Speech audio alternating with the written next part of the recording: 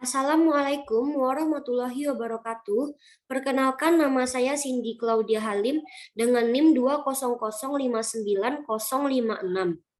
Baik, pada video kali ini saya akan menjelaskan pengerjaan uji model regresi logistik biner dengan menggunakan aplikasi SPSS untuk memenuhi ujian tengah semester mata kuliah Statistika Multivariat yang diampu oleh Bapak Ilham Taib SEMM.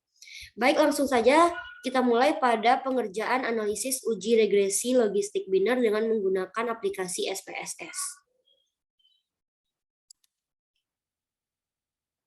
Nah, untuk yang pertama kita harus mengcopy paste dulu data yang sudah diberikan oleh Bapak pada Microsoft Excel.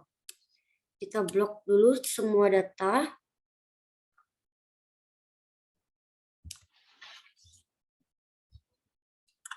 Selanjutnya kita copy dan kita paste pada aplikasi SPSS. Nah, jika semua data sudah terpindahkan, maka nampak di sini sudah ada data yang sudah kita pindahkan dari Microsoft Excel ke SPSS ini. Nah, selanjutnya di sini belum ada nama pada variabel yang terdapat di sini, belum ada identitas variabelnya. Nah, untuk memberi nama pada variabel ini, kita harus mengklik variabel view dan mengubah pada bagian name. Nah, untuk yang pertama yaitu ada X1, yang kedua ada X2, yang ketiga ada variabel Y. Nah, jika sudah kita beli identitas atau nama variabel, selanjutnya kita lihat pada data view-nya. Nah, dapat dilihat di sini, setiap kolom sudah memiliki identitas variabel. Yang pertama ada X1, X2, dan Y. Nah, untuk selanjutnya yang harus kita kerjakan yaitu mengklik bagian Analyze, memilih bagian Regression, lalu mengklik bagian Binary Logistik. Nah, jika sudah seperti ini, yang harus kita kerjakan yaitu memasukkan variabel kepada dependent dan independent. Nah, yang pertama ada dependent. Nah, yang dependennya yaitu variabel Y. Selanjutnya kita klik variabel Y dan kita pindahkan pada kolom dependent dengan mengklik tanda panah. Nah, jika sudah terpindah seperti ini, selanjutnya untuk variabel X1 dan X2, kita pindahkan ke bagian covariate dengan mengklik panahnya juga. Nah, sudah nampak di sini variabel dependennya Y dan covariate X1 atau X dan X2. Nah, langkah selanjutnya yaitu mengklik bagian save. Nah, di sini ada beberapa yang perlu kita centang. Yang pertama yaitu probabilities, selanjutnya group membership. Nah, jika sudah tercentang, selanjutnya kita mengklik continue. Nah, jika sudah selesai, kita harus memilih lagi bagian option dan mencentang beberapa lagi. Yang pertama yang harus kita centang yaitu bagian classification plots, yang kedua ada Hosmer-Lemay show goodness of fit, selanjutnya kita mencentang iteration history, dan selanjutnya CR for XPB. Nah, jika sudah dicentang, maka kita klik continue. Nah, jika sudah semua dipenuhi, maka kita klik OK. Nah, inilah hasil output dari analisis logistik regression atau uji analisis regresi logistik biner. Nah, yang pertama yang harus dilakukan yaitu untuk menganalisisnya menguji kelayakan model regresi ini. Yang pertama dengan menggunakan tabel Hosmer-Lemay show test. Hosmer-Lemay show test. Nah, dapat kita lihat pada tabel Hosmer-Lemay show test yang ini pada nilai signifikannya yaitu 0,063. Sehingga dapat dikatakan besar dari 0,05. Maka H0 diterima dan H1 ditolak.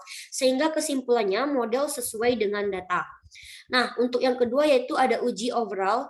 Pada uji overall kita melihat bagian tabel omnibus test. Omnibus test of model coefficient. Nah, di sini dapat kita lihat nilai signifikannya yaitu 0,000 atau kecil dari 0,05. Maka H0-nya ditolak dan H1-nya diterima. Sehingga kesimpulannya yaitu terdapat paling sedikit satu variabel independen terhadap variabel dependen. Maka kesimpulannya terdapat paling sedikit satu variabel independen yang mempengaruhi variabel dependen, atau maksudnya yaitu misalnya variabel X1-nya saja yang mempengaruhi variabel dependen Y, atau hanya X2-nya saja yang mempengaruhi variabel Y, variabel dependen, atau bisa jadi kedua-duanya variabel X1 dan X2 yang mempengaruhi variabel dependen Y. Nah, selanjutnya yaitu uji parsial. Pada uji parsial, kita melihat tabel variable in the equation. Nah, pada tabel variable in the equation dapat kita lihat nilai signifikan pada X1, pada variabel X1 yaitu 0,030. Sehingga dapat dikatakan kecil dari 0,05. Maka H0-nya ditolak dan H1 diterima. Sehingga kesimpulannya berpengaruh signifikan. Dan untuk nilai signifikan X2 yaitu 0, untuk X2 yaitu 0,293 sehingga besar dari 0,05. Maka kesimpulannya H0 diterima dan tidak berpengaruh signifikan. Maka kesimpulannya H0 diterima dan H1 ditolak. Dan untuk itu sehingga tidak berpengaruh signifikan. Maka X1 berpengaruh signifikan dan X2 tidak berpengaruh signifikan. Nah, selanjutnya kita lihat pada bagian nilai signifikan konstantanya, yaitu ada 0,002 atau kecil dari 0,005. Nah, maka kesimpulannya yaitu berpengaruh signifikan. Selanjutnya yaitu ada koefisien determinasi. Kita lihat pada tabel model summary. Nih, pada tabel model summary dapat kita lihat Nagelkerke R² yaitu 0,292, yaitu variabel independen mampu menjelaskan variabel dependen sebesar 29,2%, sehingga sisanya dipengaruhi oleh variabel lain sebesar 70,8%, yang merupakan hasil dari selisih dari 100% dikurang 29,2% ini. Nah, selanjutnya yaitu klasifikasi tabel yang kita lihat pada classification table. Nah, di tabel ini, di classification table pada gambar nampak kita lihat persentasi untuk ketepatan prediksi Y secara keseluruhan yaitu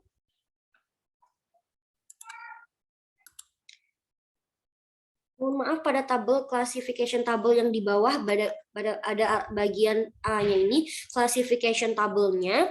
Yang pertama kita melihat persentasi untuk ketepatan prediksi Y. Secara keseluruhan yaitu bisa kita lihat 73,7 yang saya lingkari ini, 73,7%, di mana persentasi untuk 0,00 sebesar 74,4% yang saya bulatkan pada tanda panah ini. Nah, selanjutnya dan untuk yang 1,00 yaitu sebesar 25,6%. Sedangkan persentasi 1,00 yaitu 73%. Dan untuk 0,027%. Jadi bisa kita lihat presentasi ketepatan prediksi Y secara keseluruhan 73,7%, untuk 0,00-nya yaitu 74,4%, untuk 1,00-nya yaitu 29%, sedangkan presentasi 1,00-nya yaitu 73%, dan untuk 0,00-nya di sini kita lihat 27%. Nah, yang terakhir yaitu ada model logistik. Pada model logistik kita melihat variable in the equation nih, yang bagian terakhir. Nah, dapat kita lihat di sini bagian beta, di model regresi logistik biner ini rumusnya yaitu B0 ditambah B1X ditambah B2X2.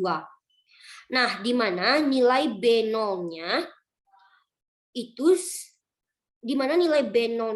si nilai konstanta.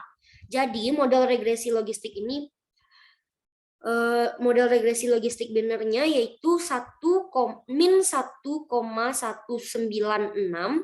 atau min 1196 ditambah 1535 X1 nih ditambah 0,746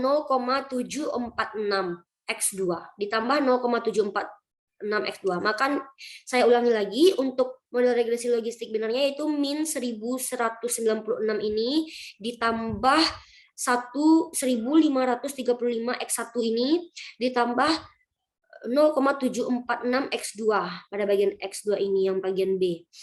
Nah, untuk itu seperti itulah hasil output dari model regresi logistik binar.